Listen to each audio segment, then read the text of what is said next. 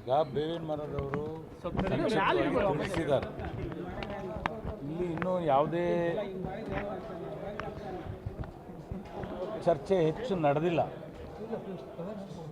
ನಮ್ಮ ಸಮಾಜದ ಸಮಸ್ಯೆಗಳನ್ನು ನಾವು ಪ್ರಾರಂಭಿಕವಾಗಿ ಚರ್ಚೆ ಪ್ರಾರಂಭ ಮಾಡಿದ್ದೀವಿ.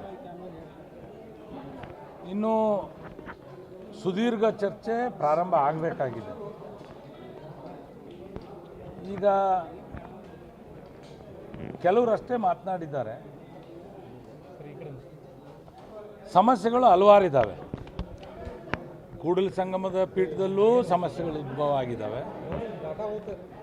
ಹರಿಹರದ ಶ್ರೀ ಪೀಠದಲ್ಲೂ ಕೂಡ ಸಮಸ್ಯೆಗಳು ಉದ್ಭವ ಆಗಿದ್ದಾವೆ.